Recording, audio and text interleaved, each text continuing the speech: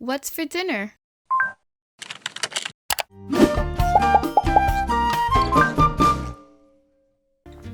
Oh my god, I'm gonna eat this whole thing. I can't even pretend to be cute while eating this. This is so good. Hey everyone, I'm Chef Z and welcome back to my channel, Chef Z Cooks. Today I'm going to be showing you how to make Fricase de Pollo, which is sometimes called Pollo Fricase. And this is essentially a Cuban style Pollo Guisado, which is stewed chicken. Now, this dish is the absolute definition of comfort food, and it is definitely one of my favorite things to eat and cook because it's just so comforting. It reminds me of home. And did I mention that it's also super delicious? Now, this dish is actually pretty easy to make, especially if you've made some of my other classic Cuban recipes here on my channel, like Cuban picadillo and even ropa vieja. Now, what we're essentially going to do is that we're going to take this bone-in chicken, but you can definitely use some chicken breast instead. We're gonna season it with some garlic, some salt and pepper, some sour oranges, which is essentially our own homemade mojo. Then we're going to brown the chicken and we're going to make this amazing sauce where the chicken is actually going to slowly simmer. It's going to fall apart. And my favorite part about this dish is just like in the picadillo recipe, we're going to be adding some potatoes. And that's going to make this dish so hearty, so filling, and it seriously takes it to the next level. So if you want to learn how to make this classic Cuban pollo fricase, just go ahead and keep watching. Making Fricase de Pollo is honestly one of my all-time favorite dishes. Now, this is a dish that uses a ton of fresh ingredients, and the beauty about this Cuban style pollo guisado is that it honestly tastes better the longer it sits in the sauce. So it's great to make whenever you're having guests because you can make it ahead of time and just know that it's going to taste amazing. We're going to kick things off by seasoning our chicken with some kosher salt and some black pepper. Now, you guys know that I absolutely love seasoning everything that I cook with kosher salt and black pepper. And one of the things I like to do is add the salt and pepper to the meat, and then I just like to mix it ever so gently. Now, the thing with kosher salt, especially the one that I use, which I will link it down below, is that it creates a really nice crust on the meat that you are seasoning. So you want to make sure that the meat is fully coated in the salt. Now, if you want to use some adobo or your favorite seasoning salt, you can definitely do that instead. But just know that using kosher salt and fresh black pepper will also make this dish taste amazing. So once you've added the kosher salt and the black pepper, we just want to mix everything until it's well combined. And now we're going to move on and we're going to add some of the fresh ingredients. So I'm going to go ahead and now I'm going to add some fresh garlic. Now, seasoning the chicken is actually fairly simple. We're just going to use some garlic and then we're going to go ahead and now we're going to squeeze some sour oranges. Now, I didn't have sour oranges that I can find in my local grocery store, so I'm making my own, which is pretty easy. And all you want to do is take one orange and one lime and pretty much mix them together. Now, if you pay close attention, you'll notice that I'm pretty much seasoning my chicken with a homemade mojo sauce. Now, anytime I make Cuban food, I definitely have to have mojo incorporated some way or somehow because it's going to give it that classic Cuban flavor. So once I've added the orange and the lime, I'm just going to mix everything and make sure that it's well combined.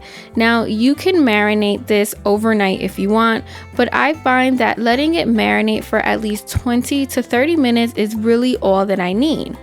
I'm now going to heat a cast iron skillet over medium heat. I'm going to add some olive oil and I'm going to place the chicken. Now, you'll notice that I took the skin off the chicken just because I feel like it browns much better and it makes it so much better to eat as well. I'll link the brazier that I'm using in today's video down below in case you're interested because it truly helps brown the meat and give it beautiful color.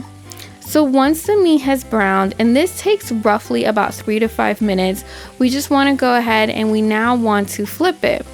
And as I mentioned earlier, the kosher salt that we're using is going to help develop beautiful crust on the chicken, which is then going to help develop awesome flavor.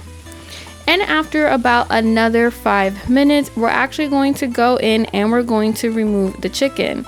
Now, bear in mind that the chicken is not cooked. I repeat, the chicken is not cooked, so definitely resist the urge to take a piece of the chicken to taste it. We're now going to take our white onions or Spanish onions or even red onions, whichever you want to use. And we're also going to take our bell peppers and we're going to saute them. Now this is going to help deglaze our cast iron skillet, which has a ton of flavor. And to help everything sweat, I'm also going to go and add a little bit of kosher salt and black pepper, just because I want those onions and peppers to release their own juices and therefore also release more flavor.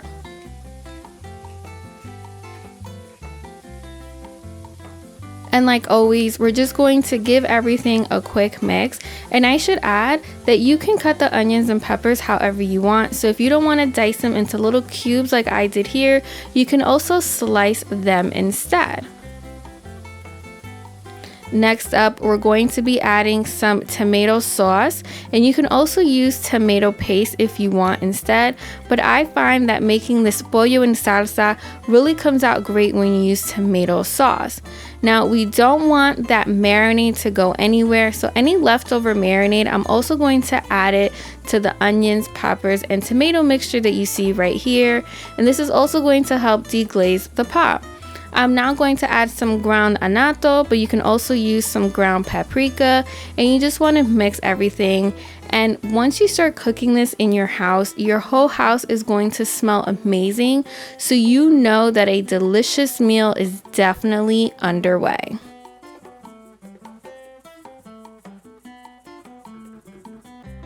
And once that sauce begins to bubble, we're now going to add some vino seco, which is some dry white wine. And you're probably wondering which white wine you can use, and I always say that if it's good enough for you to drink, then it's good enough for you to cook with it. We're also going to add some bay leaves, which is also going to add some awesome flavor. And this is something that I add all the time whenever I'm making any of my Cuban recipes like picadillo and even my Cuban black beans. And again, once that sauce has begun to bubble again, we're now going to add the olives. Now, I like to leave a little bit of the olive juice in there as well, because that also adds to the flavor. And once the sauce begins to simmer, we're now going to add the star of the show back into the dish. So we want to add the chicken back into the sauce. And I should say that you want to make sure that you're using a pot with tall sides that's tall enough to hold all of the chicken. So if you want to use a Dutch oven, feel free to do that as well. And be sure to add any juices that may have been left behind. We're now going to cover this and we're going to simmer this for 20 to 30 minutes over medium heat. And as you can see, that chicken and that sauce is bubbling away. So we're now going to add one of my favorite parts of this whole dish, which is the potatoes. Now it's totally up to you. You can cut the potatoes as big or as little as you want. I like to cut mine in about medium pieces. The smaller you cut the potatoes, the quicker they will cook, so you do want to keep that in mind. I'm now going to cover this again and let this cook for about 30 minutes until those potatoes are super soft, and that's how you know that the dish is done. So there you guys have it. This is my recipe for Fricase de Pollo Cubano, which is absolutely tasty, and I love having it with some white rice and some maduros. So until next week, I'm Chef Z y buen provecho. Alright guys, so this dish came out absolutely perfect. Like I mentioned, my favorite part is the potatoes, which are perfectly cooked and they're super flavorful because they've been simmering away in that tomato sauce for about 30 minutes. Now, one of my favorite ways of eating this is with some maduros and some white rice. That's honestly all you need. If you want to feel a little healthy, go ahead and make a little salad. But like I said, I'm just going to dig right into this. Now, if you need some inspiration on what to cook next, I have a whole bunch of recipes here on my channel. Don't forget to join the Chef Z family. And until next week, I'm Chef Z y buen provecho.